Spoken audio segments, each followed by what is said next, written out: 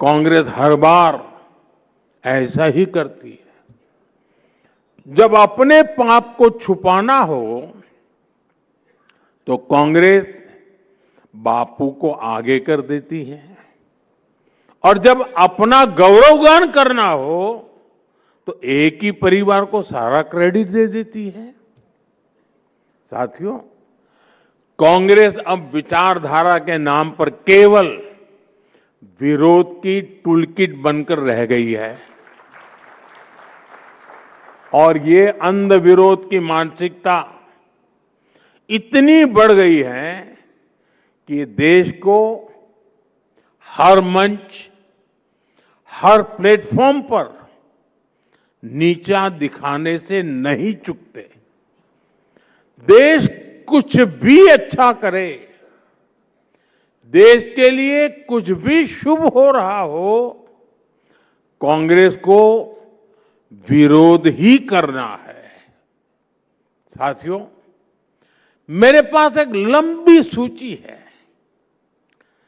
देश की संसद की नई इमारत बनी, उसका विरोध।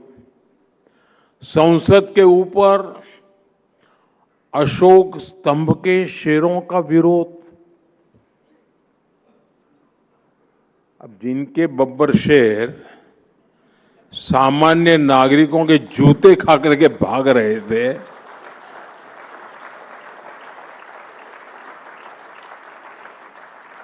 उनके संसद भवन के शेर के दांत देख करके डर लग गया उनको।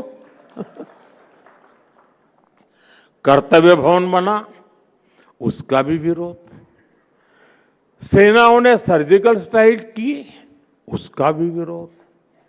बालाकोट में एयर स्ट्राइक हुई, उसका भी विरोध। ऑपरेशन सिंदूर हुआ, उसका भी विरोध। यानी देश की हर उपलब्धि पर कांग्रेस के टूलकिट से एक ही चीज निकलती है, विरोध। साथियों, देश ने आर्टिकल 370 की दीवार गिराई, देश खुश हुआ, लेकिन कांग्रेस ने विरोध किया। हमने सीएए का कानून बनाया, उसका विरोध। हम महिला आरक्षण कानून लाए, उसका विरोध। 3 तलाक के विरुद्ध कानून लाए, उसका विरोध। हम यूपीआई लेकर आए, उसका विरोध। स्वच्छ भारत अभियान लेकर आए, उसका विरोध। देश ने कोरोना वैक्सीन बनाई, तो उसका भी विरोध। साथियों, लोकतंत्र में विपक्ष का मतलब सिर्फ अंध विरोध नहीं होता। डेमोक्रेसी में विपक्ष का मतलब वैकल्पिक विजन होता है। इसलिए देश की प्रबुद्ध जनता कांग्रेस को सबक सिखा रही है। आज से नहीं, बीते 4 दशकों से लगातार ये काम देश की जनता कर रही है। मैं जो कहने जा रहा हूं, मीडिया के साथ ही उसका भी जरा एनालिसिस करिएगा। आपको पता लगेगा कि कांग्रेस के वोट चोरी नहीं हो रहे हैं, बल्कि देश के लोग अब कांग्रेस को वोट देने लायक ही नहीं मानते। और इसकी शुरुआत 1984 के बाद ही होनी शुरू हो गई थी। 1984 में कांग्रेस को 39% वोट मिले थे और 400 से अधिक सीटें मिली थी। इसके बाद हुए चुनावों में कांग्रेस के वोट कम ही होते चले गए और आज कांग्रेस की हालत ये है कि देश में सिर्फ 4 राज्य ऐसे बचे हैं जहां कांग्रेस के पास 50 से ज्यादा विधायक है। बीते 40 वर्षों में युवा वोटर्स की संख्या बढ़ती गई और कांग्रेस साफ होती गई। कांग्रेस परिवार की गुलामी में डूबे लोगों का एक क्लब बनकर रह गई है।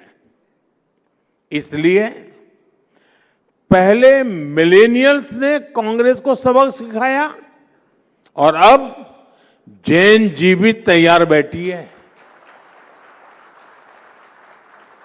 साथियों, कांग्रेस और उसके साथियों की सोच इतनी छोटी है कि उन्होंने दूरदृष्टि से काम करने का भी गुनाह बना दिया है।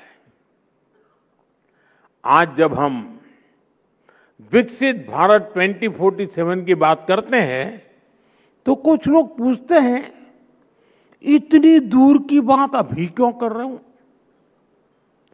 कुछ लोग ये भी कहते हैं कि तब तक मोदी जिंदा थोड़ी रहेगा। सच्चाई ये है कि राष्ट्र निर्माण कभी भी तत्कालिक सोच से नहीं होता। वो एक बड़े विजन, धैर्य और समय पर लिए गए निर्णयों से होता है। मैं कुछ और तथ्य नेटवर्क 18 के दर्शकों के सामने रखना चाहता हूं। भारत हर साल विदेशी समुद्री जहाजों से माल ढुलाई पर 6 लाख करोड़ रुपए से अधिक खर्च करता है किराए पर। फर्टिलाइजर के आयात पर हर साल 2.25 लाख करोड़ रुपए खर्च होते हैं। पेट्रोलियम आयात पर हर साल 11 लाख करोड़ रुपए खर्च होते हैं। यानी हर वर्ष लाखों करोड़ रुपए देश से बाहर जा रहे हैं। अगर यही निवेश 20-25 वर्ष पहले आत्मनिर्भरता की दिशा में किया गया होता तो आज ये पूंजी